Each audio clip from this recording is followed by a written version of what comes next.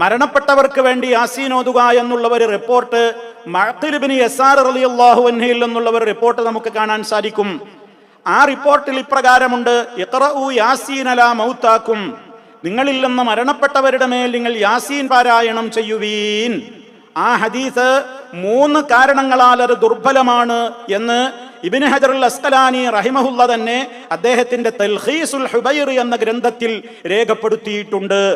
മാത്രമല്ല, മഹാനായ മാലിക്കി ഇമാമിന്റെ പണ്ഡിതൻ അബൂബക്കർ ഇബ്നുൽ അറബി റഹിമഹുല്ല, ഞാനിത് പറയുന്നത് മരിച്ചയിടത്ത് യാസീൻ ഓതണം എന്ന ഹദീസ് ഉദ്ധരിച്ചുകൊണ്ട് മുസ്ലിയാക്കൾ പറയും, അതൊന്നും ഇല്ല, അങ്ങനെ ഒരു ഹദീസ് സഹീഹായി വന്നിട്ടില്ല, അങ്ങനെ ഒരു നബിചര്യയിൽ ഇല്ല എന്ന് പറയുമ്പോൾ പറയും, കണ്ടോ, നന്മ മുടക്കികളാണ്, യാസീനിനോട് വെറുപ്പുള്ളവരാണ്, മരിച്ചവർക്ക് വേണ്ടി ഒന്നും പാടില്ലാത്തവരാണ്, മരിച്ചോടത്ത് മാതൃഭൂമിയോ അതാ മനോരമ വായിക്കുക അതൊക്കെ പറയുന്നവരാണ്, രാഷ്ട്രീയം പറയാമെന്ന് പറയുന്നവരാണ്, എന്നാലും ഖുർആൻ ഓതിക്കൂടാന്ന് പറയുന്നവരാണ്, നന്മകളിൽ നിന്ന് ജനങ്ങളെ വഴിമുടക്കുന്ന പിഴച്ച ഇബ്ലീസിന്റെ സന്തതികളാണിവർ എന്നൊക്കെ കാട് കയറി പറയുമ്പോ ഞാൻ എൻ്റെ ശ്രോതാക്കളോട് ഓർമ്മപ്പെടുത്തുകയാണ്, ഈ ഹദീസിനെ സംബന്ധിച്ച് മരണപ്പെട്ടവർക്ക് വേണ്ടി നിങ്ങൾ യാസീൻ ഓതുക എന്ന ഹദീസിനെ സംബന്ധിച്ച് മഹാനായ ഇമാം അബൂബക്കർ ഇബ്നുൽ അറബി എന്ന് പറയുന്ന മഹാനായ മാലിക്കി മദ്ഹബിലെ പണ്ഡിതൻ, അദ്ദേഹം ഹിജറ 418 മഹാനവറുകളുടെ ജനനമുണ്ടായത്.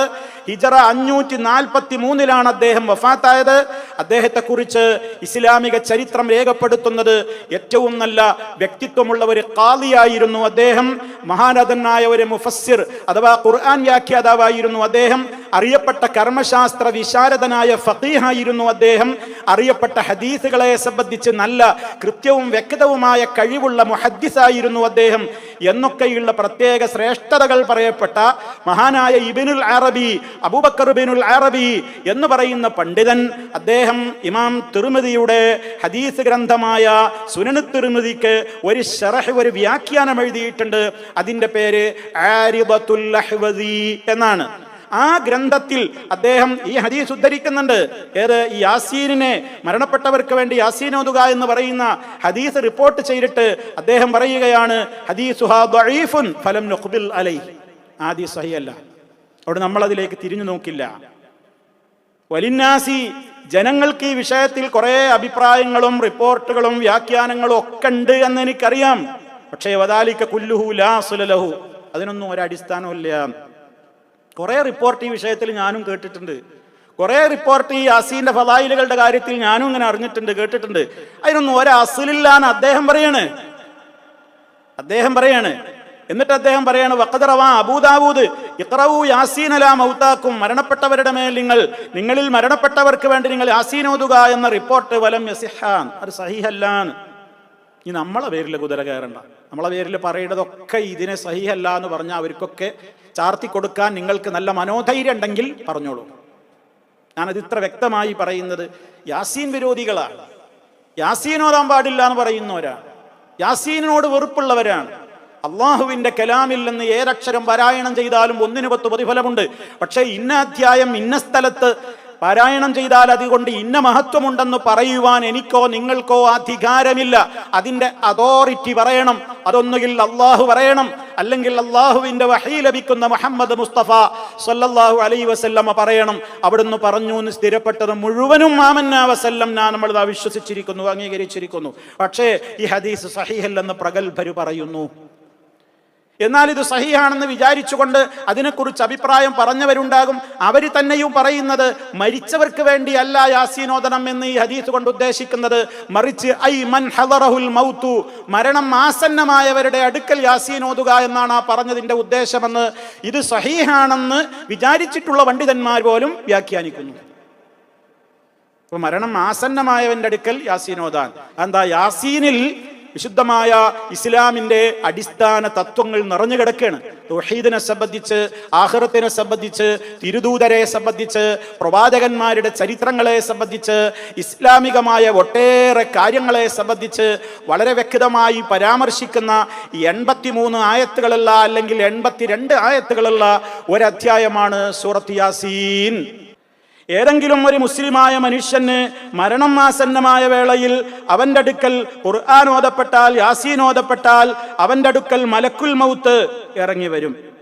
മലക്കുൽ മൗത്ത് ഇറങ്ങി വരും എന്ന് മാത്രമല്ല, സൂറത്ത് യാസീനിന്റെ ഓരോ അക്ഷരങ്ങൾക്കും സമാനമായ നിലക്ക് അവിടെ ഒരുപാട് ഗുണങ്ങൾ ലഭിക്കുകയും 10 മലക്കുകൾ സ്പെഷ്യലായി അവിടെ ഇറങ്ങുകയും ചെയ്യും.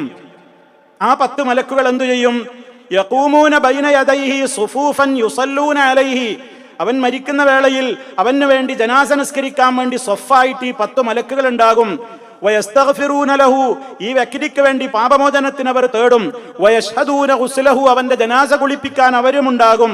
വയുശയ്യിഊന ജനാസതഹു, അവന്റെ ജനാസക്ക് അവരും ഹാജരാകും. അവന് വേണ്ടി അവർ നമസ്കരിക്കും. തീർന്നില്ല, അവന്റെ ഖബർസ്ഥാനിലും അവരുണ്ടാകും. അവനെ ഖബറടക്കുന്നതിനും മലക്കുകൾ സാക്ഷി നിൽക്കും.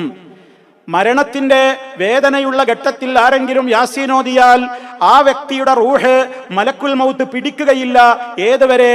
ഹത്താ യജീഅഹു റിദ്വാനു ഖാസിനുൽ ജന്ന, സ്വർഗത്തിന്റെ കാവൽക്കാരനായ റിദ്വാൻ എന്ന മലക്ക് അവിടെ എത്തുവോളം. റിദ്വാൻ എന്ന മലക്ക് സ്വർഗത്തിൽ നിന്ന് വരിക എന്തും കൊണ്ടാണ്? ബിശുർബത്തിൻ മിൻ ശറാബിൽ ജന്ന, സ്വർഗത്തിൽ നിന്നൊരു കൊപ്പ് പാനീയവുമായിട്ടാണ് വരിക. ഫയശ്റബുഹാ അലാ ഫിറാശിഹി, അങ്ങനെ ഈ മരണമാസന്നമായി കിടക്കുന്ന വ്യക്തി അയാൾ ആ കിടന്ന വിരിപ്പിൽ കിടന്നുകൊണ്ട് അത് കുടിക്കും. എന്നിട്ടാണ് മലക്കുൽ മൗത്ത് അദ്ദേഹത്തിന്റെ റൂഹിനെ കൊണ്ടുപോകുമ്പോൾ വഹുവ റയ്യാൻ, ഈ വ്യക്തി നല്ല ദാഹം തീർന്നിട്ടുണ്ടാകും. ഫയംകുസു ഫീ ഖബരിഹി, എന്നിട്ട് അയാളുടെ ഖബറിൽ അദ്ദേഹം കഴിച്ചു കൂട്ടുമ്പോൾ വഹുവ റയ്യാനുൻ, ദാഹം തീർന്ന നിലക്കായിരിക്കും കാലാകാലം ഖബറിൽ ഉണ്ടാവുക. വയുബഅസു യൗമൽ ഖിയാമ വഹുവ റയ്യാൻ, പരലോകത്തേക്ക് ആ മനുഷ്യൻ ഉയർത്തെഴുന്നേൽപ്പിക്കപ്പെടുന്ന നാളിലും അയാൾ ദാഹം തീർന്ന അവസ്ഥയിലായിരിക്കും.